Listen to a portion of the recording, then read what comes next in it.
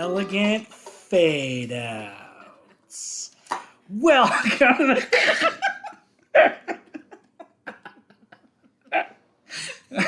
Classy as hell. That we are.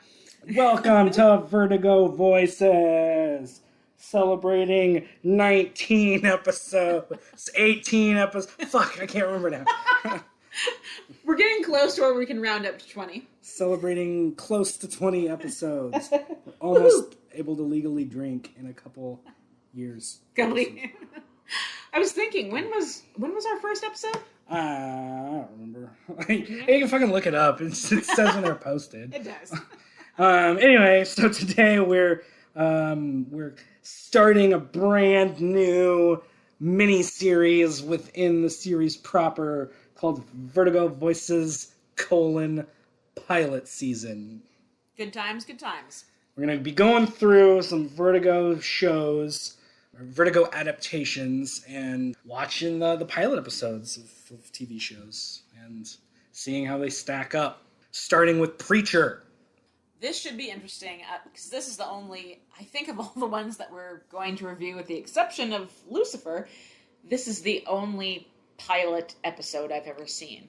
Wow. So, and that was, back when it first came out. I was going to say, and is this the only episode of the show you've seen? It is. I mean, I'm going to sound like one of those people, I should say this with my eyes closed, but I don't have a TV. I don't have a TV. So I didn't get to catch up on these, and I'm certainly not as well-versed as you. You're like Wonder Woman in 1984. Well, I don't own a TV. Yes, you do! You own 5 of them! So, yeah, the pilot episode of Preacher. Man, the fucking production on this show. I mean, this goes back 20 years. This was in some form of production. But this version of Preacher, obviously the comic was written by Garth Ennis, art by Steve Dillon, covers by Glenn Fabry. It's a goddamn classic. But it was developed for TV by Seth Rogen and Evan Goldberg, which I don't know that I ever would have imagined that they would be working on a Preacher adaptation. Right. But here we are. And I mean, it worked out well enough for them that it lasted 4 seasons. It didn't get canceled, it concluded. They told the story they wanted to tell. Didn't always hit the comic or really the height of what it could be, but it was fine. It was fine. What network was it on? AMC. Okay. And yeah, so we are going to get going with Preacher. Got the Blu-ray in. Going to hit the play in just a second. Fucking the menu on this DVD or on the Blu-ray is annoying. I don't like animated menus when you're just trying to go left and right. So, okay, got on to the episode now. And play. Hitting it now. All right, went to black for a second. And let's see if the subtitles work. It's just doing nothing. Of course. That's because we're Wait, they made a noise. There it goes. Okay, yeah. It opens in a 1950s sci-fi look of outer space, which is fun. It's the show's got a weird style that it's not consistent with. This kind of goofy, grainy, 1950, the day the earth stood still. But that doesn't carry over in anything else in the show. Huh. I was just going to say, you might have to do most of the talking, because I saw this when it first came out, and I didn't hate it. I was just like, oh, well, Preacher's here. Yeah. I didn't want to get too excited about it, because I didn't have the means to keep up with it. But... Sorry, anyway. So the opening credits for Star Wars Episode 3. War! It's the first line of the movie, or in the scroll. Doesn't matter. I had some serious problems with the first season of the show, because I feel like the creative team was trying too hard to put their own stamp on this world and these characters. Oh, yeah. And realized kind of at the end of season 1 that fuck, now we don't have enough time to tell the stories that we wanted from the comic, because this crams in a lot of new shit, and it all basically takes place over the course of the first 2 pages of the first issue of the comic. It's the comic opens with Jesse getting struck by Genesis, getting Genesis's power, and that causes his church to explode. Right. The entire first season of this show is the journey from Genesis entering his body to his church exploding. Oh, gosh. Yeah, that, right off the bat, that's like, I don't know how well that works. Because that's, like you said, the whole impetus in the comics for him going on his journey and doing his thing is that he feels like shit that... Oh, this was a nice appreciated part, though, where the pastor blows up on his congregation. Holy people exploding. And the idea behind that, Seth Rogen said that the idea was that Genesis is going around the planet finding holy people to inhabit, and when it's not compatible, it explodes. And the idea, he said, behind that is because the Genesis, obviously, that we find out later in the show, is the combination of an angel and a demon. And it keeps looking for holy people, and it kills them. When it finds Jesse, he is like a holy man who's also a bad guy. And so, like, it's like the two sides of the angel and demon finding, like, a cohesion within him. Which I get it. I don't 100% really care. Like, I don't think that's that interesting. It's kind of like the reverse. Hey, Steve Dillon's art. Rat water yes. whiskey. Yes. That's Saint of Killers. That's the silhouette of Saint of Killers from the comics. Nice nod. Hey, Lucy Griffiths. I just noticed that. She's in the first season of this as a new character for the show, who's like the organ player at the All Saints congregation. Open your ass and holes to Jesus. Anyway, she's also in. She's going to be a Vertigo Voices pilot season all-star. We might see her again. What is she in? I'm not going to tell you. All right. I'll just wait patiently. Although I have to say, I do think that Dominic Cooper is good casting. Yeah, I think he's fine. I like him a lot. I think he does decent enough with the role. I don't really like Jesse in the show, though. No. As the show progresses, he gets to the point where I'm like, I don't want to see him win anymore. Oh. Like, I want to fucking see him die. Like, he basically becomes a villain by the end, and I don't know. We may get to that eventually, but I'm not as interested in the character in the show as I am in the comic. But that said, I can't help but look at him and just see a different actor in the role.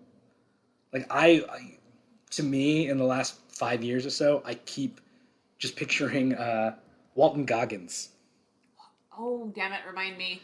Walton Goggins, dude. Yes, I know the name. Is that guy. He's the one Southerner in everything. Oh, God damn it. We were talking about him not He's that long Justified. ago. Wally Goggs. Yes. He's in The Hateful Eight. Yes. And many other things. Have you ever seen the show Vice Principals? I have not. He has one of my favorite fucking lines I've ever seen in a show in that.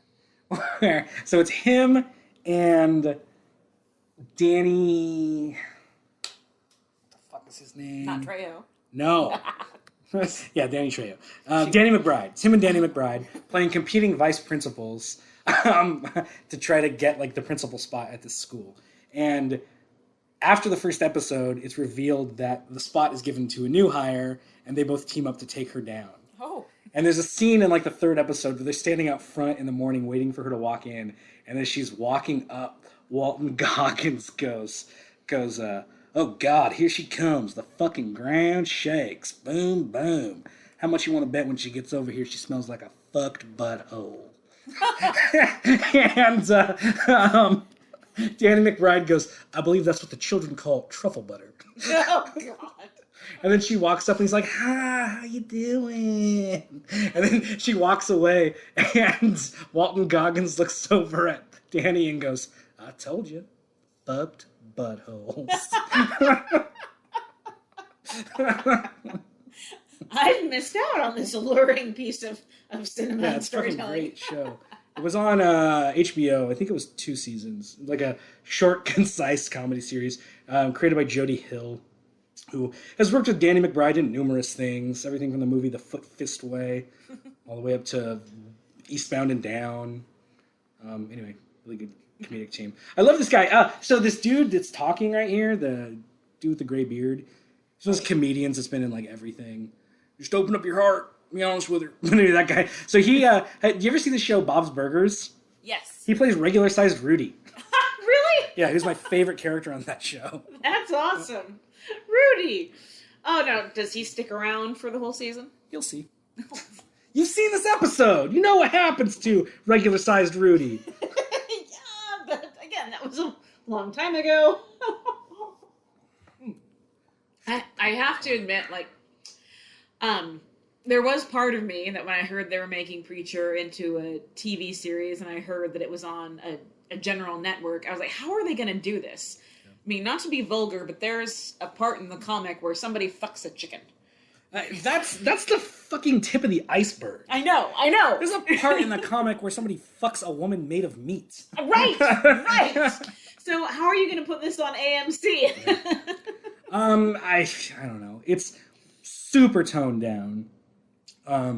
But it does retain some of the bite of the comic. It could have been a lot worse. True. Apparently there was a lot of argument between Dominic Cooper and Seth Rogen and the crew about Jesse's hair. Really? Dominic Cooper, I can't remember who was on what side of the argument, but somebody wanted the hair to be up and like cool looking. And somebody else said like, that's too cool. He shouldn't be cool. And they get argued back and forth, and eventually like sometimes it's higher, like it's more like roostery than other times. Like someone wanted kind of a faux hawk. Yeah. Huh. Okay. Mr. Big Dick over here. This cock of the walk. His roostery crest. One thing I always think about watching this is just how fucking hot he must be. Wearing all black, sitting around in the Texas sun. And it's a fucking cool look, so I get it. Right? but it's one of those things that, like, as much as I'd love to mimic his look of just, wearing all black and being cool, like, I can't do that. Well, not under the hot Texas sun. Because I'm sure, like, just right off camera, there's a catering and a fan. Yeah, exactly. Have you heard anything about the various adaptations of this show throughout the year, or back when it was trying to be a movie? And I mean, this is I mentioned earlier, this has been in some form of production for like 20 years. I know that there was, again, long history of trying to bring it to the screen, but I think I mostly heard that they were going to try to make it into a movie. Yeah. Sam Mendes was on it for a while. Yeah. I was talking about a movie. There was a HBO miniseries, tons of back and forth. My favorite take in, I think, like 2001 or 2, it was like seriously moving forward with James Marsden as Jesse. Oh. And then I've seen concept art of this, but Sam Jackson as the Saint of Killers. Oh. And I've seen concept art of this, but I just was Googling and can't fucking find it now. Because it was like probably 15 years ago that I saw this. And it looked cool. It was just Sam Jackson in a fucking cowboy hat.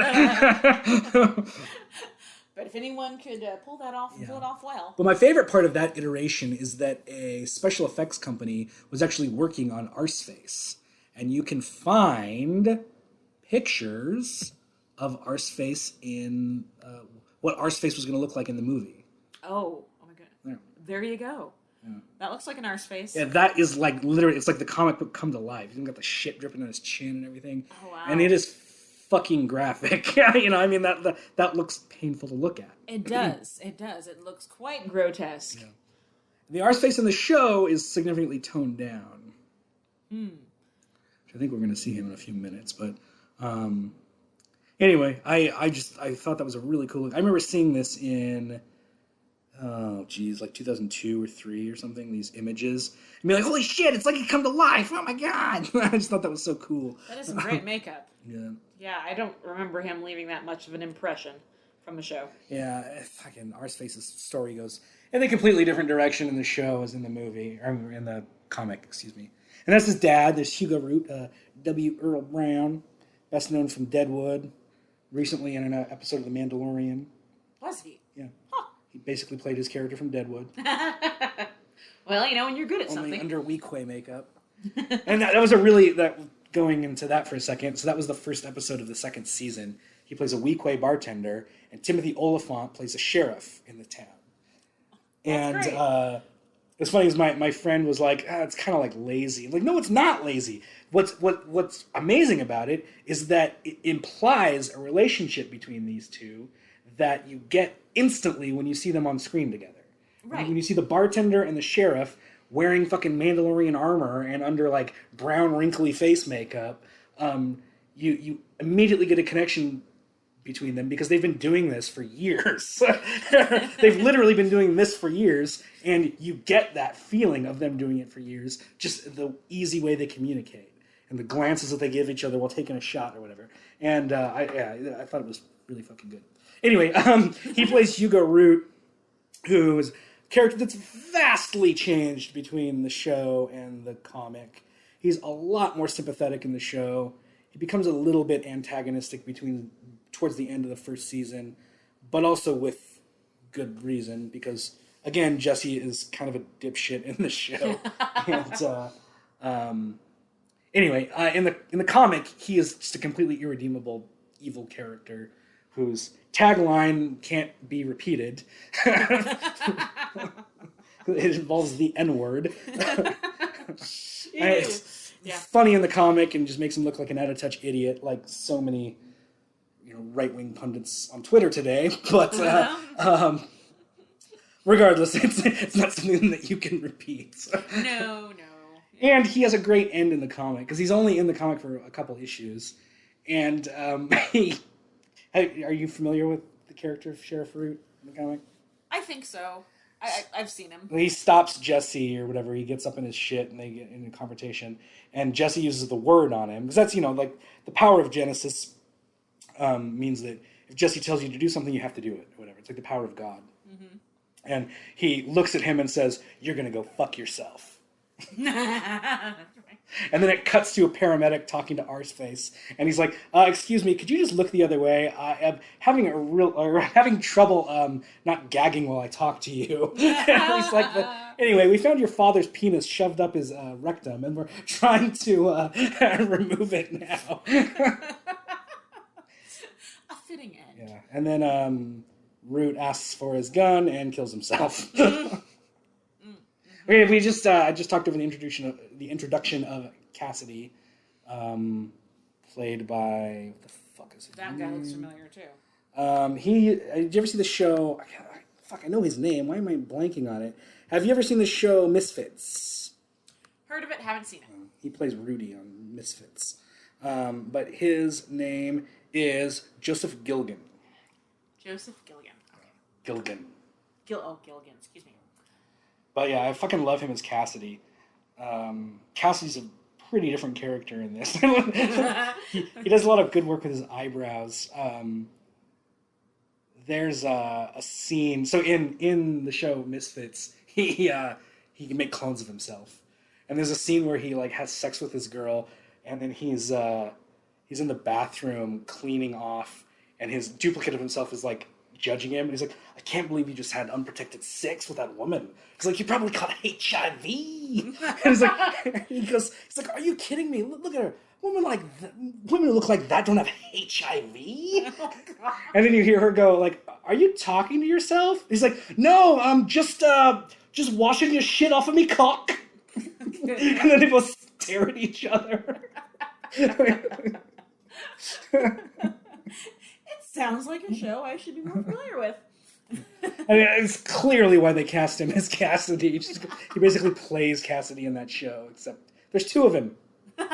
He does have a great, just fantastic expression. He's a shit-faced face. Irishman, eh? Yeah. And not just that. Yeah. Oh. There's a weird, vampire hunter subplot that's brought up here that doesn't really come up again. Yeah, I love that the sounds he makes when he fights too. You can't hear it. He's like, he gets into it. He enjoys what he does. Yeah. I love the way the fight ends right here with the like whiskey bottle, or it's a wine bottle or something. Wait, just a minute. Fucking. I love the fact that they have all these sharp implements and on this plane. He's fucking. That's good. Bottles at him. That's a good piece of fight choreography right there. Right here, and the pilot comes out and. Nice. And then this movement he does right here with his eye when he gets up close to him. How'd you wankers find me then? And pours holy. Gee, I just learned, eh? Nice. I did like him in this pilot quite a bit, I remember. I'm glad they didn't give him the pointy teeth, because Cassidy never had those in the comic. But that's an obvious trope of the pointy tooth vampire. But right here, I love he's like he's fucked, he doesn't know what he's gonna do. So he's like, well, I better just load up here. That's very creative. That's good. Grabs his sunglasses. And then he just takes his exit. Jesus Christ! Sun coming up. I love how inconsistent the show is with the sun. Yeah. That like sometimes if he's directly in it, he's burning. Sometimes he can kind of survive. Sometimes it's like if he's near a window, he burns, or if he's just standing literally in the sun but in an umbrella, he's okay.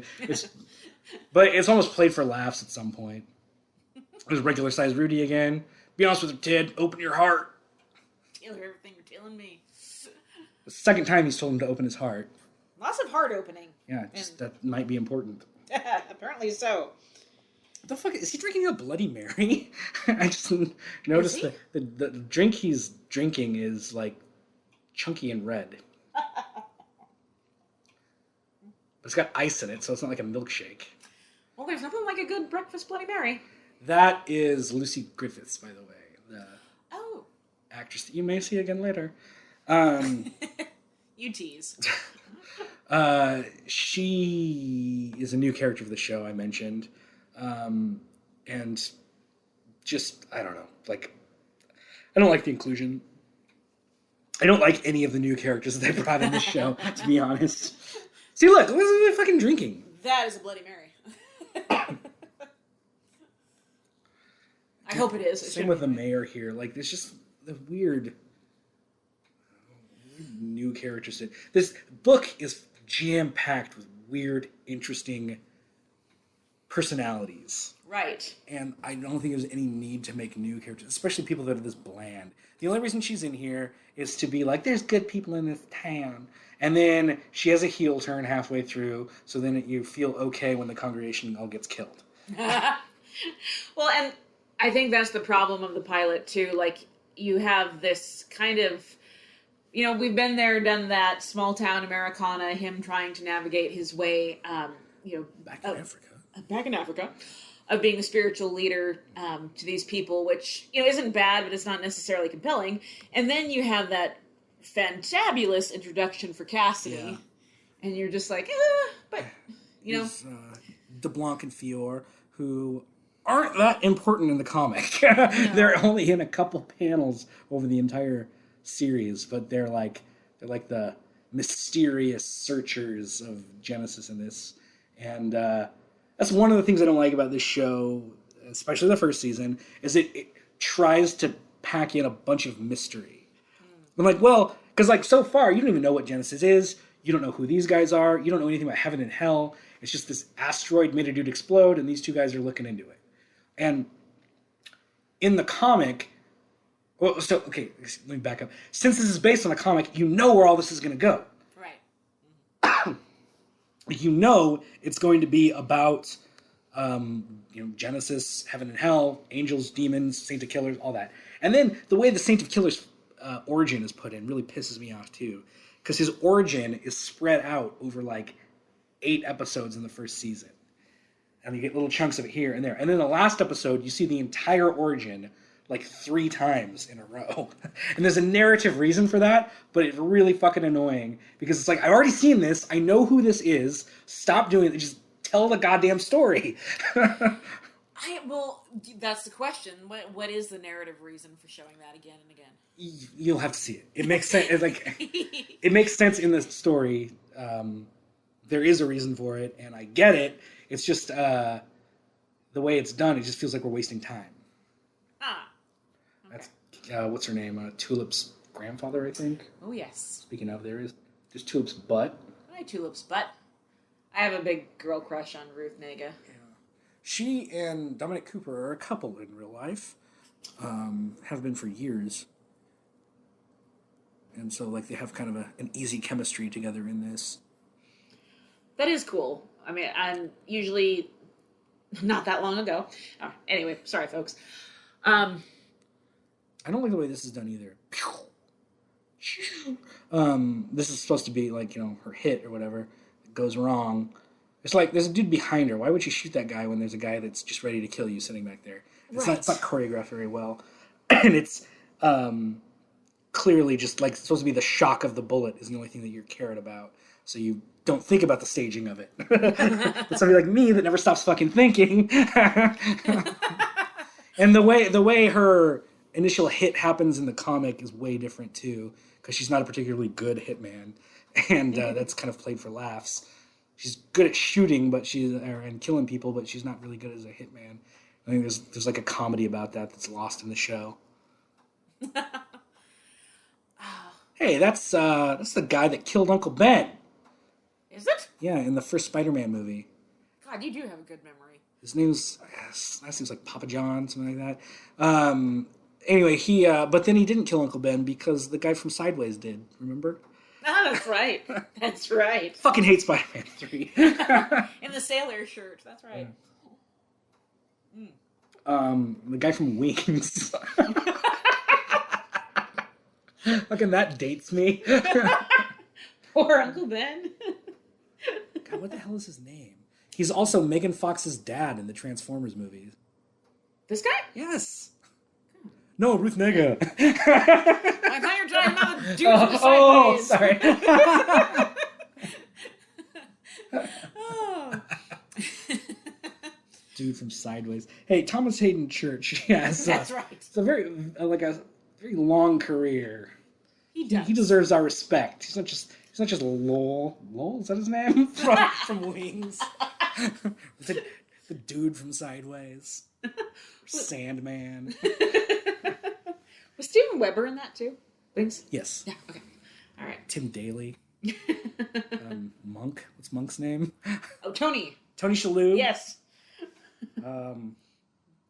Other people. Other people? It was a funny show. I remember it being a funny show. I remember loving it as a kid. I'm sure the comedy's aged terribly. Like all sitcoms in the 90s. Except for Seinfeld. I hate sitcoms overall.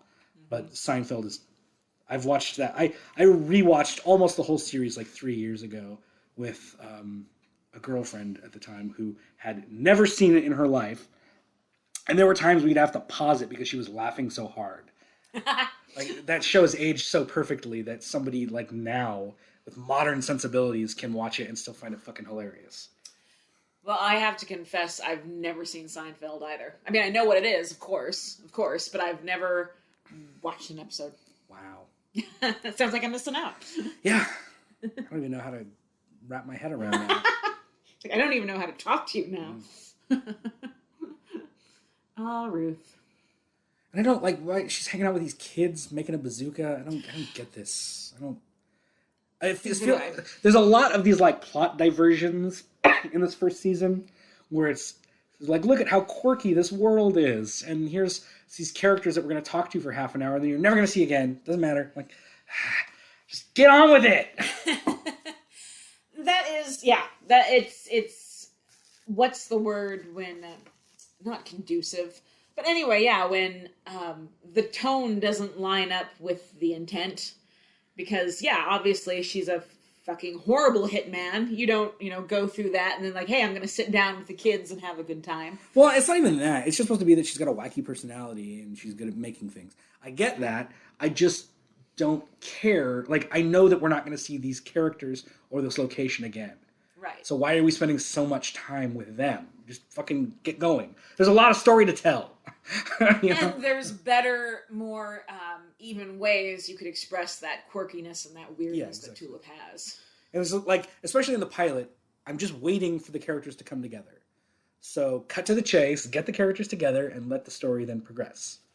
Which, again, just because he's a great character in the comics and he's actually a fun character here, it doesn't bode well when the most interesting, exciting thing we've seen so far is a side character. Cassidy? Yeah. He's not a side character. He's one of the three mains. Well, I know, but still, like, the main character is obviously Jesse. Yeah. And whenever, at least with the pilot, whenever we go back to him, I can't say I was bored, but I definitely never got the excitement that I got from seeing Cassidy. Yeah. Yeah, but I think that's also, I think that's by design in that regard. Because Jesse's supposed to be the one that's burned out, hating his life, and waiting for something big to happen. Whereas Cassidy is constantly leaving like a swath of destruction behind him. That is true. And they're different characters. And I don't mind either of their introductions. I just feel like something about hers, because we already see that she is in Anvil, and then have a flashback of her hanging out with some kids. It just feels weird and doesn't tonally connect with what else is going on. Everyone else is moving forward, so to have hers stop and go backwards feels weird. Yeah, to take that diversion. Also, they keep showing the flashbacks about Jesse's dad when he dies, which is kind of from the comics, but his dad is a preacher in this, which is like how he inherits the church, which I don't like, because in the comics, his dad is built up to almost like mythical proportions of just this war hero, this person that you look up to, does no wrong, and that informs Jesse's life for good or bad, to the point where she's like, right here, he's laying in the sun. There you go. Yeah. But anyway, so, and to have him just be like this preacher dude, it just doesn't feel right. It doesn't have the same legacy that he did in the comics. And I feel like the only way that they did that was because Seth Rogen originally said that the theme song for the show was going to be Son of a Preacher Man. So if Jesse is the son of a preacher man, then they can use that song and make it make sense. But they didn't even end up using it. So I love this. Coaxing the cow over to regenerate.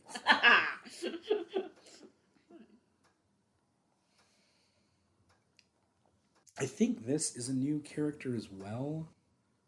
This weird subplot in the first season about this woman who, so that kid that was talking to Jesse earlier, yeah, this is his mom. That's right. He wants to pay Jesse to beat up his dad because his dad hits his mom. That's right. And so Jesse comes to talk to her, and she's like, "Oh no, it's no big deal. Our son just doesn't understand like sadomasochism." And he's like, "What?" She's like, "Yeah, we're just really into S&M, and like he likes to spank me, and I like it, and it's no big deal." And like, okay, so then that guy's like a good guy, like he's fine or whatever. But then he ends up being an asshole anyway, and see right here she's talking about it. Like, hurts me all the time. But then later, like Jesse gets in a fight with the guy and breaks his arm anyway because he's like, "You talked to my wife," and blah blah blah. And like, so like it's so confused. Like, who am I supposed to be for here? Well, and again, it's to go back to in regards to how you show him being burned out and trying to help his congregation, and people not wanting that help. You know, just the confusion and the hardships of being a spiritual leader of a town, right? Yeah. And obviously, he's not necessarily up to it, and so we get this kind of meandering path there. And I get that. I'm fine with that. My point is that this guy, who then you let off the hook because he's not actually beating his wife. They're just having a sadomasochistic relationship that they both agree to, so it's fine. But then that guy's still a villain. Like, he literally comes back later as a villain, and he and Jesse have a contentious relationship for a while, and he figures out the power later on and figures out how to get around it by deafening himself. Well, I agree with you. That's what I'm saying. Is like, what does this add to his spiritual journey. I just feel like there's more direct ways they could get there. Yeah. And I like in the comic, it starts with him as a burnt out alcoholic. Right. And that's like all you need to know. Right. They go into his backstory later about him being forced into this position by his grandmother. And eventually they bring up the grandmother stuff too. But I feel like for the first season that was an afterthought because again, they had this idea of just cramming all of this story into those couple panels in the comic. And I think it all came down to budget. Oh. I think it's because so much of Preacher is a journey.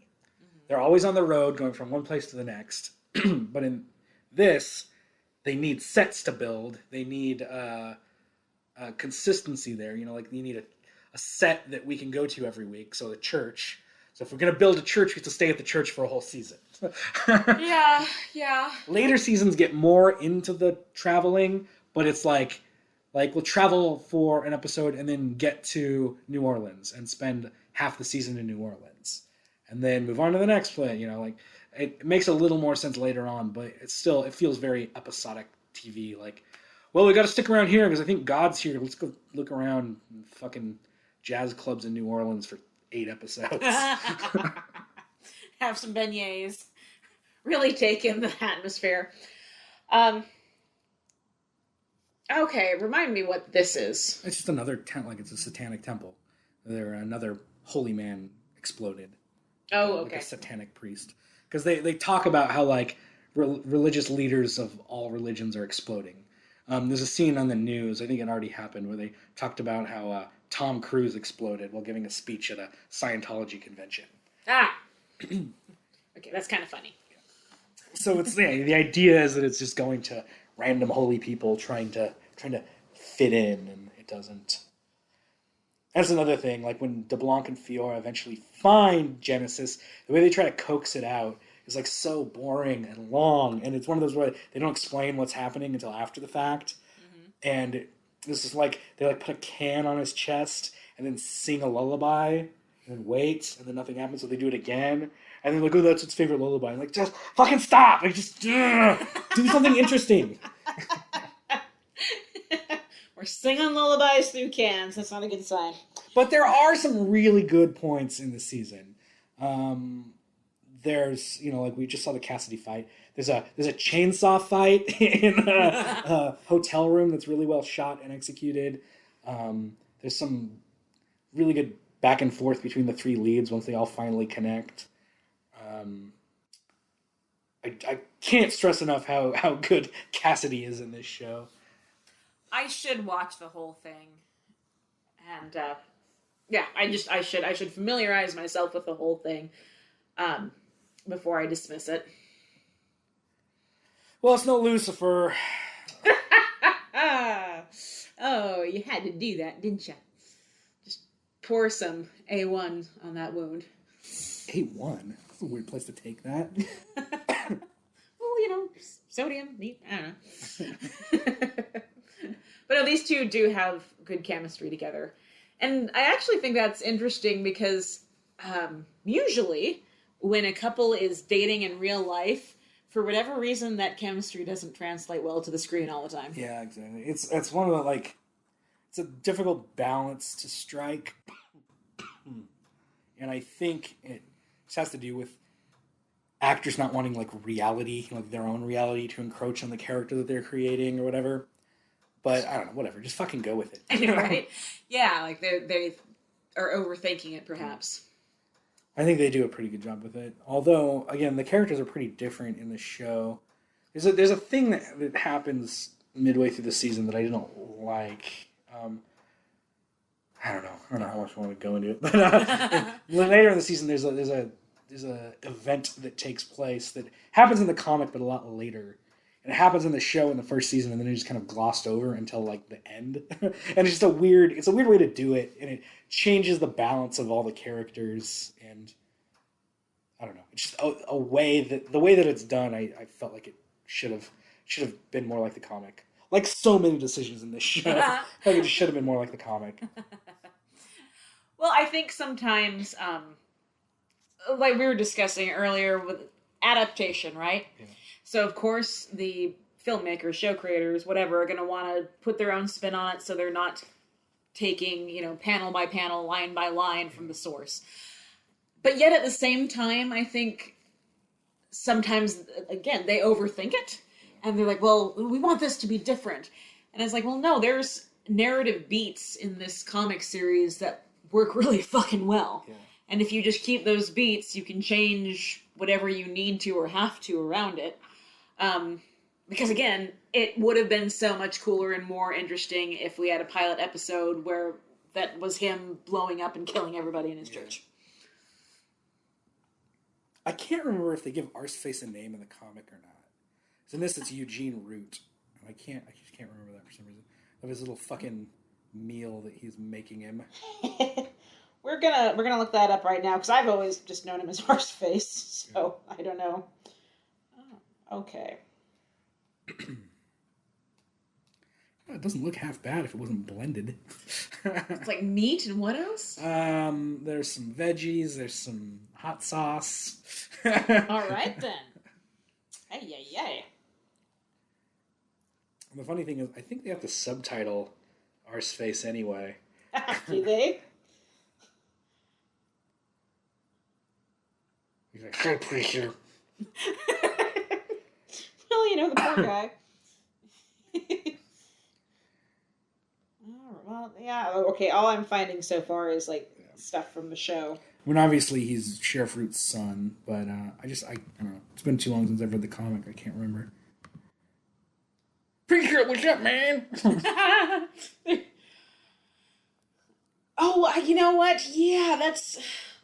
It's all coming back to me now. I don't know. He just looks... I mean, obviously because of his name, but yeah, he just looks so much more like a butthole here.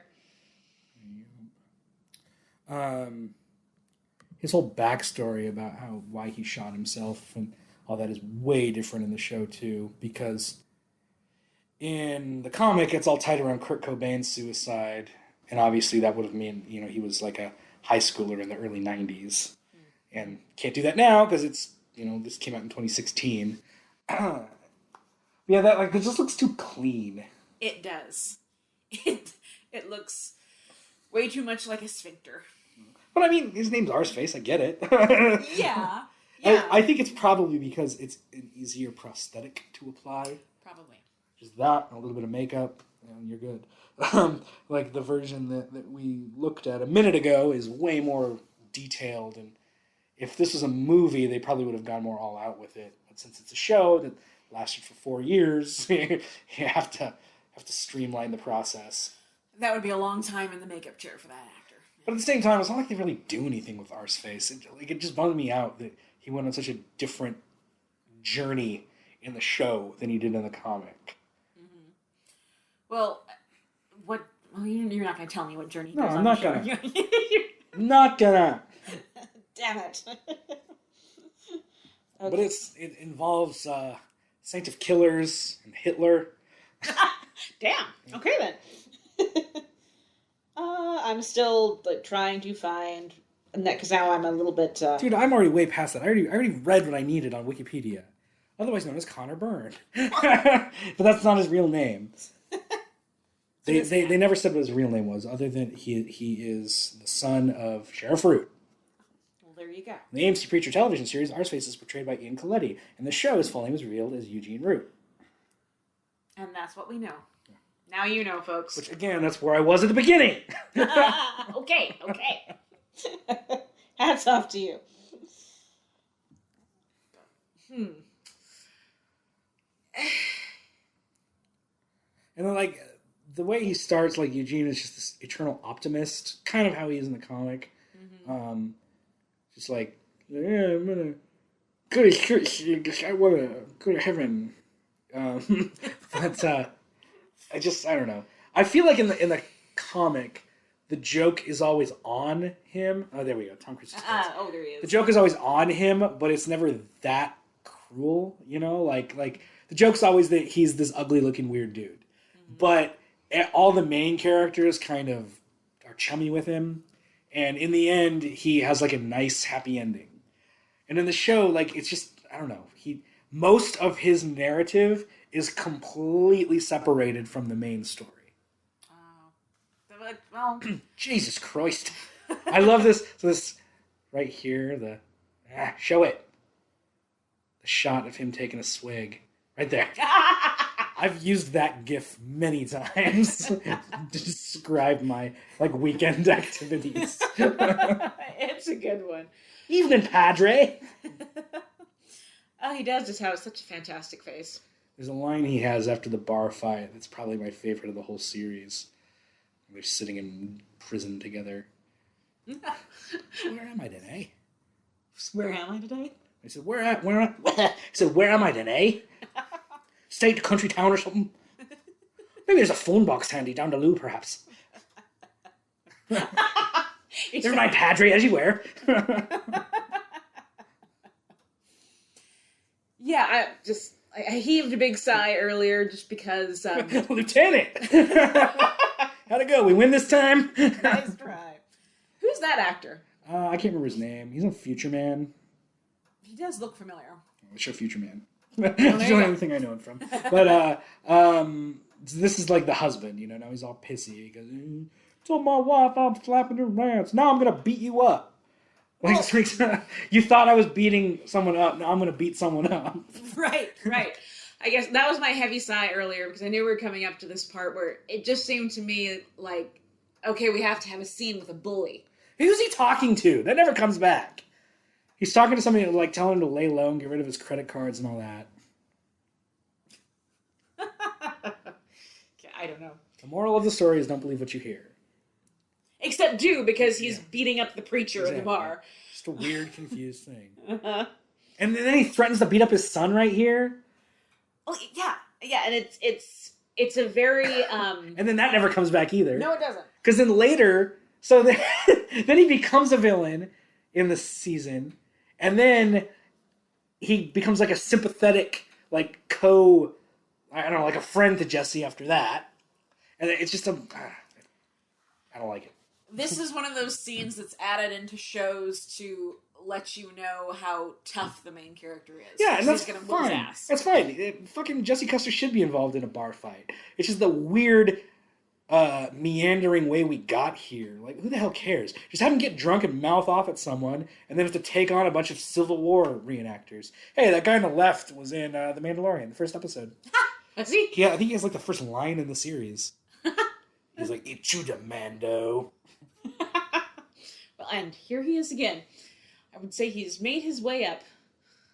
He's been a lot. He's in John Wick. Was he the big... He's just a guy that gets killed in one scene. I was going to say, is he the big bodyguard that he comes out of the pool and he steps on his foot and then shoots him in the head? He looks exactly like him. He grabs his beard, pins him down against the table and shoots him. Oh, fun. Okay. Yeah. And no, I mean, there's nothing wrong. Again, I totally agree with you. There's nothing wrong with having a scene where we find out that, Jesse is rough and tumble. He's a bit of a badass. He's not all, clean and wholesome. But like you said, it's just it just feels so okay, now we have to have the bully come in, and he has to show that he's an obvious bully. Yeah. And just so the good guy... Or is he? Because his... or is he? It's a confused, meandering way to get there, which is the very definition of the first season, and the show as a whole. But... the first season, worst of all. Yeah. Trying to think what else. There's the. Got your back, Padre. Open your heart. Did they film this on location in Texas? I have no idea. Well, wherever they found. You're a little weird friend too. What did I do?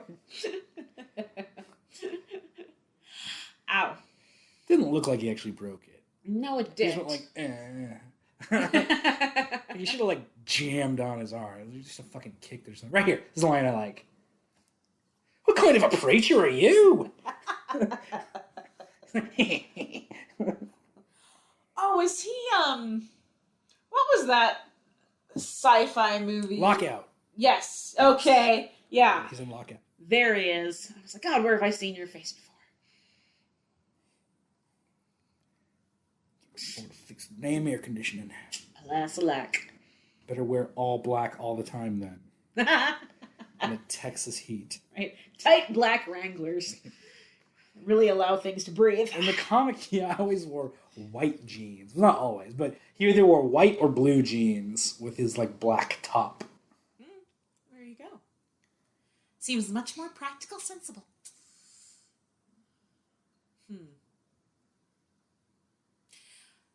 So, now, how many... There's 60 books? 66 books in the original? Oh, issues? Yeah. Yeah. They're talking about graphic novels. Like, fuck no, there's like 10. And was it one miniseries shoot-off? Or two? There was a miniseries called something, I don't know, Saint of Killers, his backstory. Then there was like a single issue called The Story of You Know Who, which was Arseface's origin. And then there was a single backstory about Cassidy. But all of that is collected in the entire like 10 volume graphic novel series. All right. There's a volume called Ancient History that's mostly flashbacks. Oh, there's also a mini, like a 2-issue story about Jody and TC, the dudes that killed his dad. Yeah. I haven't read that. Was it good? Yeah, I mean, it's in there with the whole series. If you've read the graphic novels, then you've read it. I haven't read all of them, honestly. Oh, really? I've been like 1 through 50, I think. Of the issues? Yeah. Oh. Read the graphic novels. It's way easier to keep track if you read the graphic novels instead of the single issues. Because a lot of the single issues are fucking hard to track down now. Yeah. But the graphic novels, they put it in a chronology that makes sense. Like with the flashbacks and all that. These spare curtains lying around. Also, Cassidy's really inconsistent about his glasses in this, too. Oh, no. I mean, it's not inconsistent. It's just that he doesn't need them. He just wears sunglasses because they look cool. In the comics, he's always wearing them until the very end when he reveals his eyes. And it's because his eyes are just bloodshot and disgusting looking because of hundreds or, well, I don't know, 100 years or whatever of substance abuse. Hard partying. Yeah. She does look familiar. Crap. She's not in The Boys, is she? No, she's not in The I don't think Boys. so. You think she looks like the Starlight chick in The Boys, don't you? Kind of, sort of, but no. That shot right there, she had a very similar smirk on her face as that actress, whose name I don't remember. I don't remember the character's name apparently. Starlight chick, whatever. I don't care. I won't judge I you. really like The Boys too. So, is she in Doom Patrol? no, stop. That is not me. Oh, That is damn it! you. It's That is not. you. It's not. It's my work phone. It's a fucking Saturday. Nobody's been calling me on my work phone. That'll be $5 now. Is she in Constantine? I'm not telling you what she's in. Oh, fine. God, it's really fucking annoying though that somebody called my work phone. It's a Saturday. I don't work on Saturdays. How dare they? Stupid clients. They should owe you money now. Excuse me. It's all good. Well, now that we're watching this, though, I'm like, man, I really want to go back and read Preacher. Yeah. If anything, this is inspiring me to read it. It's a good book. And again, I mean, it's a great start with volume 1 and end at volume 10. You just plow through the whole series and that's all you need. There's no needless spin-offs or appendices or anything like that. It's just a clear, concise story full of weird and grotesque characters. Nice. One of the things that bummed me out about the show, when they introduced her star, there's these 2 characters that show up in the comics, the sexual investigators. And the scene that introduces them is in the show, but they are not. And it bugged me because there's some great, weird, grotesque characters. The tagline, "It's buggerin' time." That is a good tagline. Yeah, and I just felt like maybe because, like, this would have been, we've talked about this with so many other comic book adaptations, but it holds true. Like, this might have been more compelling if they had been able to show it on something like HBO where there's more room for that kind of quirk and those eccentric characters. Because I just felt, when I heard it was going to be on AMC, I was like, oh, well, like we were talking about, they're going to have to water so much stuff down. Which is not necessarily bad, but... it's less water than you'd think once you go through the series. There's quite a bit that they put in here that I was surprised that they were able to. That said, it's still not as extreme as the comic. But really, I don't know. I don't know if I'd really want it to be the same as the comic. No. I understand changes need to be made, and I totally get that. My issue isn't necessarily that changes were made. It's just that there's a lot of just drawn out shit, and I don't like that. There's a lack of economy of storytelling. That is a good phrase. And yes. it doesn't matter if things are different or the same. If the story flows well, that's all that really matters. Exactly. But when it doesn't, those flaws become more obvious and apparent. Exactly. And there's a lot of times where in my mind I'm thinking, why didn't they just do it like the comic? And what I should be thinking is, why didn't they just adapt it better? There you go. You know, like, why do we need these like needless dead end story points, or again telling the Saint of Killer story over and over and over just to force in mystery to a story that doesn't have any mystery? Exactly. Well, and again, I feel like that's something that of course, if you're a fan, then you know what happens. Yeah. But you really don't, if you're going to adapt it for a major network, you don't need to change it that much, because obviously someone, you watch the trailer and you're like, oh, I'm a huge Dominic Cooper fan. I want to see what goes on. There's plenty there in the comic books that will surprise people. Yeah. I actually, he said, fuck you. I don't remember him saying that in the pilot. Huh. All right. I remember I think about the third episode aired, I went to social media and asked my friends, like, hey, people who watch Preacher but haven't read the comics, what's the deal with the cowboy? Because, like, that's when they introduce Saint of Killers, it's just as this cowboy flashback.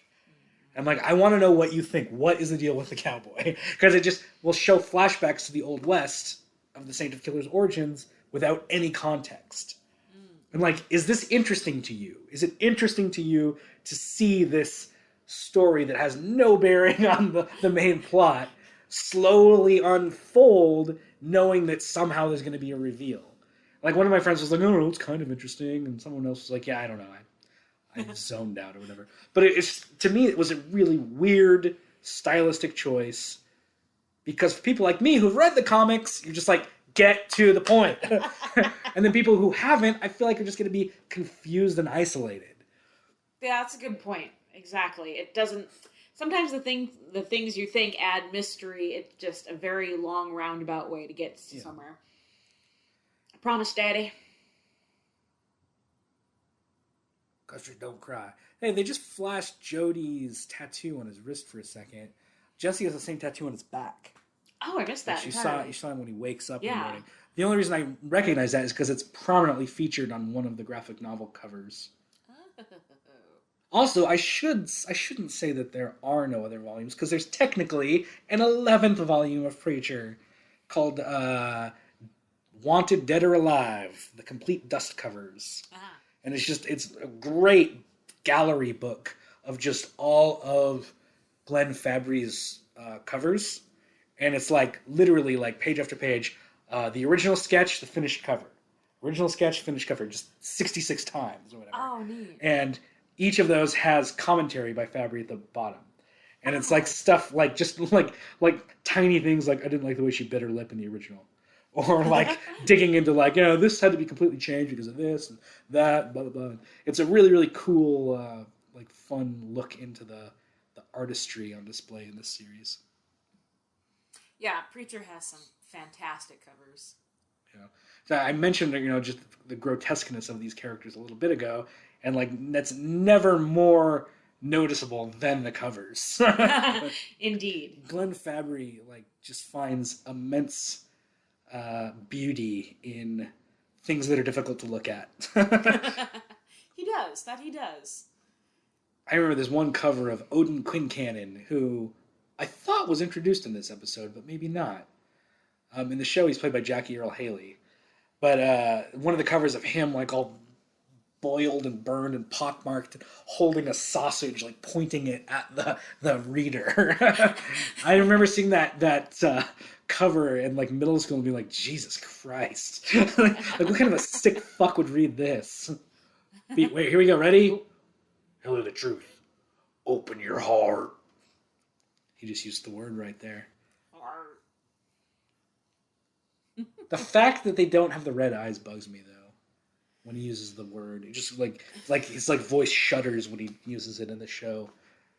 And in the comic, his eyes glow red, which is, whatever. Maybe it would look cheesy and dumb if he did that in the show, but I always liked that signifier. Yeah. It's a good visual point. There he goes. Stuff to open his heart. Takes that stuff regularly. I fucking love this. Fuck. The cool youth pastor or whatever doing the religious music for the kids. Amazing Grace on electric guitar. Oh God, I'm glad I don't go to church. And he just sits up in the back. What the hell is happening here? Oh. And now we're probably coming to the most exciting part of the show. Nope. You got 7 more episodes, 8 more episodes before that. Oh, that's right. I told you. It's not the first season. Or it's not the first episode, it's the first season. The entire season. Now I'm thinking about the comic book now, and I'm like, okay. Here we go. I do have an announcement. And this in the comics, the whole opening when he's working at the church, he's wearing his white suit. And then he gets the black suit later on. And when DC Direct made Preacher toys back in the 90s, which I have the complete run of, they made Jesse, Tulip, Cassidy, and Saint of Killers. And they made a chase variant of Jesse wearing his white suit. And the comic shop in Bozeman, Montana, where I used to live, just happened to have that. I remember picking it up when I was younger, but it was already 3 or 4 years old at that point, and the white suit, it's been sitting on the peg forever, and the white suit was kind of yellowed. But it still looks fine. I took it out, and I have all my Preacher toys on display in my little Vertigo shrine, and I realized that Jesse, that toy, if you press a button on his back and his eyes turn red, they glows red, just like in the comic. That toy, it still works. A few weeks ago, I pressed the button and it still lit up. Nice. But I had all of them except Jesse in his regular suit. And I don't know, a year ago or so, I was looking into it on eBay and found somebody selling it for a fairly cheap price, so I bought it and rounded out my collection. But I kept a little tab in it, so hopefully to preserve the battery. Make it last. Yeah. So my yellow white suit Jesse, his eyes still light up, but the regular black suit I haven't tried. Ah, I don't think the yellowing gives him a sense of pathos. Yeah, it's just post church explosion. He's a little singed. Yes. Little damaged, poor guy. Oh. So yeah, really the end of this is like a go team go speech. Yeah. I swear Odin Quincannon was in this first episode. That's weird. I don't feel like, and between that and him saying fuck a minute ago, I think this may be like a DVD version, like a slight change of the episode. I don't know. I think I may be completely wrong. Odin Quincannon originally was not in the series. In the comics, he comes in much later. He's in volume 5 or 6 or something. And he's only a villain for one storyline. But he originally wasn't in the show. He had been gender swapped to Viola Quincannon. And she was played by, I want to say Rita Wilson. may be wrong. Fuck, I'm on the wrong page now. Like Rita Wilson, Tom Hanks' wife? I think so. Oh. No, sorry, excuse me. Elizabeth Perkins. I was way off. Okay. Kind of. They look similar. They do. Yeah, in the original pilot, she played Viola Kincannon, a female version of the character. The writers ultimately opted to make Kincannon male as in the comics. He's the meat fucking guy. Though you don't really see that in the show. No. Yeah. He makes a little meat person, but he doesn't ever fuck it. The backstory is way different. Probably for the best they didn't have that in the show, honestly. I don't know. But that's the one thing you wanted to see. So this is funny too. So this part, the open your heart. I've seen like a behind the scenes on them filming this scene, and it's pretty funny because right here in a second, Wait for it. When he opens his heart to his mommy, treat me with kindness and consideration. It would make me so happy. Oh, he did it. He opened his heart to his mom. Now I'm gonna open my heart. So the scene right here, when it sprays on her, that's actually like Seth Rogen with a little like blood squirting thing spraying her in the face. Spraying the elderly woman. And there you go. It's the power of the word. It'll do that for you, apparently. I am that preacher. And he believes it, you can tell. Yeah, and that's one of the things I didn't like about the show as much either, is that he is like a dyed-in-the-wool believer. And in the comic, he's not. I mean, he becomes a preacher because he's forced to, and he's just there because he has to be, because he was trying to save Tulip, basically. I don't know. It's a long story involving his family and all that. In this, he just takes over his dad's congregation after being a criminal, I guess. I don't know. They show a lot of his backstory eventually, and it's weird. It's kind of like this, like with Fiorin de Blanc, like eating tea bags. Like, oh, what's the deal with these guys? They're quirky and creepy. And like, it's because they're angels. We know. Like, stop fucking building it up. Right. Yeah, we know that these guys are not normal. I saw their names in the credits. I know who they're playing. Well, and even if you didn't, like, that's just such a strange and intimidation. Like, he eats a tea bag. Well, okay. it's just supposed to show that these guys are weird. You know, like they're weird dudes who do weird things while they dress weird and look weird. And repent, he's coming. but again, you know that these are characters from the comic. They are angels. That's why they're weird. I get it. Stop showing me that they're weird and just get to the fucking story. Well, it's just one of those things that even if you don't read the comics, you know that these guys have something to do with the force that is taking over people's bodies. Bill Pope shot that. Huh. Bill Pope. Yeah, he's a cinematographer. Huh, so there you go. That was the first episode of Preacher. What do you guys think? Do you like the show? Should I watch the rest of it? Yes, you should. It's fine. I'd say it's better than Lucifer. I hope so. And that it at least retains the core concepts of what the comic book was about. Okay. All right. I'll give it a go. It doesn't take much to be as off base as Lucifer is. Yeah. That's a good point. The grand mythical story about the ruler of hell abandoning his post and traveling the universe, getting into all sorts of mystical shenanigans and turning that into a cop drama. And did you know that he has a daughter this season? Oh, Christ. He has a daughter. He has a little girl. Anyway, and I don't mean to be so blasé about this. I mean, obviously there's parts about it I liked, and I probably should watch the whole series and read the books. Yeah, it's again. Go. It's a Vertis slow for me. Okay. It's fine. All right. Plenty of shows that are worse, but there's also a hell of a lot more that are better. So then we got to figure out what we're gonna do next. Then, can we do the one with Lucy Griffin in it? So no, you're not gonna know what that is until we watch it. I've already decided. Well, damn it, man. Okay. So I don't know. Let me see. Next time, I need to get a few. Need to get iZombie and Doom Patrol, Swamp Thing. I have the original Swamp Thing. We could watch that.